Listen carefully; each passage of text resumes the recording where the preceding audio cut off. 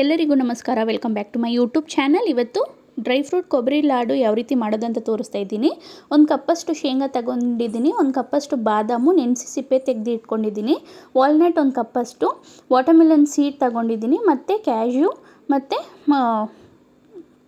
ಪಿಸ್ತಾ ತಗೊಂಡಿದ್ದೀನಿ. ಇವಾಗ ಶೇಂಗಾನ ಹುರಿದ್ಬಿಟ್ಟು ಸಿಪ್ಪೆ ಎಲ್ಲ ತೆಗೆದು ಇಟ್ಕೊಂಡಿದ್ದೆ, ಅದನ್ನು ಒಂದು ಮಿಕ್ಸಿ ಜಾರ್ಗೆ ಹಾಕ್ಕೊಳ್ತಾ ಇದ್ದೀನಿ. ಈಗ ಡ್ರೈ ಫ್ರೂಟ್ಸಲ್ಲಿ ವಾಲ್ನಟು, ವಾಟರ್ಮೆಲನ್ ಸೀಡು, ಪಿಸ್ತಾ ಮತ್ತು ಕ್ಯಾಶ್ಯೂನ ಜಾರ್ಗೆ ಹಾಕ್ಕೊಳ್ತಾ ಇದ್ದೀನಿ. ಅದು ಸ್ವಲ್ಪ ತರಿಯಾಗಿ ರುಬ್ಕೊಳ್ತಾ ಇದ್ದೀನಿ ನಾನು. ಇದಕ್ಕೇ ಒಂದು 6ರಿಂದ 7 ಸ್ಪೂನಷ್ಟು ಬೆಲ್ಲ ಹಾಕ್ಕೊಳ್ತಾ ಇದ್ದೀನಿ. ಬೆಲ್ಲ ಹಾಕ್ಕೊಂಡು ಸ್ವಲ್ಪ ತರಿಯಾಗಿ ರುಬ್ಕೊಳ್ತಾ ಇದ್ದೀನಿ ನಾನು. ಈಗ ನೋಡಿ ಪೌಡ್ರ್ ಆಗಿದೆ ಇದು. ಈಗ ಒಂದು ಬಾಣಲಿ ಇಟ್ಕೊಂಡಿದ್ದೀನಿ. ಬಾದಾಮ್ ಬಂದುಬಿಟ್ಟು ಸಣ್ಣದಾಗಿ ಕಟ್ ಮಾಡ್ಕೊಂಡಿದ್ದೀನಿ. ಇಲ್ಲೊಂದು ಕಪ್ಪಷ್ಟು ಹಾಲು ಹಾಕ್ಕೊಂಡಿದ್ದೀನಿ, ಒಂದು 5ರಿಂದ 6 ಸ್ಪೂನಷ್ಟು ಬೆಲ್ಲ ಹಾಕ್ಕೊಳ್ತಾ ಇದ್ದೀನಿ. ಈಗ ಇದನ್ನು ಚೆನ್ನಾಗಿ ಕರಗಿಸ್ಕೊಳ್ತಾ ಇದ್ದೀನಿ.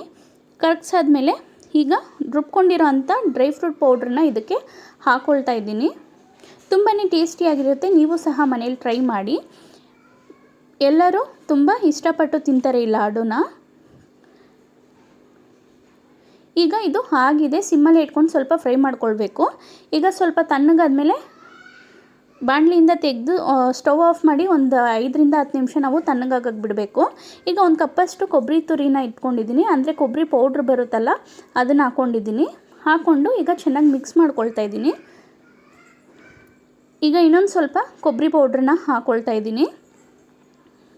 ತಣ್ಣಗಾದ್ಮೇಲೆ ನಮಗೆ ಇದು ಗಟ್ಟಿ ಅನಿಸುತ್ತೆ. ಈಗ ಚೆನ್ನಾಗಿ ಮಿಕ್ಸ್ ಮಾಡ್ಕೊಂಡಾದಮೇಲೆ ನೋಡಿ, ಈ ರೀತಿ ನಾನು ಕೈಯಲ್ಲಿ ನಾದ್ಕೊಂಡು ಸ್ವಲ್ಪ ಉಂಡೆ ಥರ ಮಾಡ್ಕೊಂಡಿದ್ದೀನಿ. ಈಗ ಸಣ್ಣ ಸಣ್ಣದಾಗಿ ನಾವು ಲಡ್ಡು ಶೇಪ್ಗೆ ಉಂಡೆ ಕಟ್ಕೊಳ್ತಾ ಇದ್ದೀನಿ ನಾನೀಗ. ತುಂಬಾ ಹೆಲ್ತಿ ಲಡ್ಡು, ತುಂಬಾ ಟೇಸ್ಟಿಯಾಗೂ ಸಹ ಇರುತ್ತೆ. ಈಗ ಕೊಬ್ಬರಿ ಪೌಡ್ರ್ ಏನೈತೆ ಅದರಲ್ಲಿ ಲಡ್ಡು ಥರ ಮಾಡಿ ಅದನ್ನು ರೋಲ್ ಮಾಡ್ಕೊಂಡಿದ್ದೀನಿ. ಇದೇ ರೀತಿ ಎಲ್ಲನೂ ಮಾಡ್ಕೊಂಡಿದ್ದೀನಿ. ನಿಮ್ಗೇನಾದರೂ ಈ ವಿಡಿಯೋ ಇಷ್ಟ ಆಗಿದ್ದರೆ ಒಂದು ಲೈಕ್ ಮಾಡಿ. Thank you for watching.